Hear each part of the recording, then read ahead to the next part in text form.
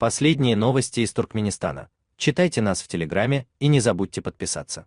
Задержанного в России с запрещенными веществами главу туркменских железных дорог пытаются освободить за $3 миллиона.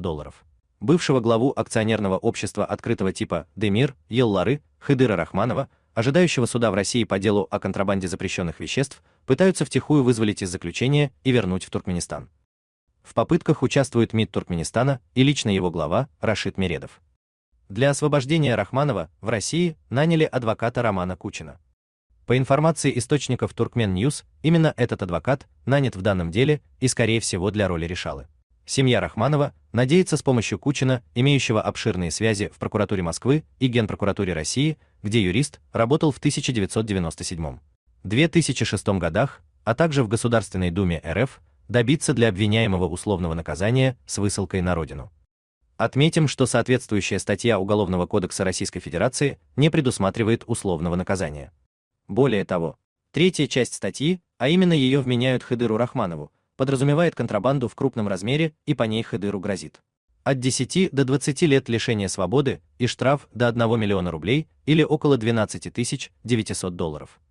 Как сообщают источники, для решения вопроса и, видимо, неофициальным путем из Ашхабада дипломатической почтой переслали $3 миллиона. Поиском решалы занимались Михаил Переплеснин, главный редактор журнала «Туркменистан», и Эсен Айдагдыев, посол Туркменистана в России. Вопрос курирует лично министр иностранных дел Туркменистана Рашид Мередов. Источники называют Хыдыра Рахманова одним из кошельков Мередова. Редакция Turkmen News связалась с адвокатом Романом Кучиным. Тот сказал, что без согласия доверителя не может ответить на наши вопросы по данному делу.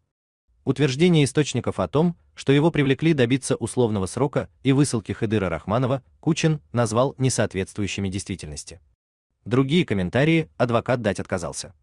Рашид Мередов не ответил на сообщение редакции на момент публикации. Аркач Рахманов, офицер службы охраны президента Туркменистана и родной брат Хыдыра Рахманова, также не ответил на вопросы редакции.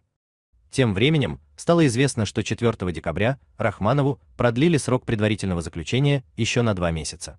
С 6 октября прошлого года он находится в российском СИЗО, куда его поместил суд подмосковного Домодедово на время следствия по делу о контрабанде запрещенных веществ.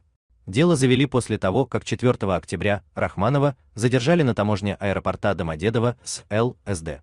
В Ашхабаде при посадке на рейс в Москву Рахманов со своей спутницей проходил через Сибзал.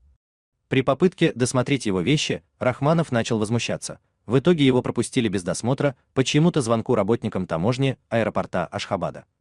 С самого начала в вызволении Рахманова принимают участие влиятельные и высокопоставленные лица из Туркменистана. Именно этого дела нет на сайте суда. Ранее источники сообщали, что переговоры с российскими силовиками по делу Рахманова вели представители туркменских спецслужб, приезжавшие лично для этого. После публикации Turkmen News несколько источников сообщили, что Рахманов уже пару лет не был действующим главой Демир Еллары. В документах суда, ранее опубликованных Turkmen News, он числится учредителем компании Халкара Туркмен Логистик. У вас есть что рассказать? Пишите нам в секретном чате Телеграма. Мы никогда не раскрываем свои источники и гарантируем полную анонимность. А если вам нравится наша работа, поддержите нас, становитесь нашим спонсором.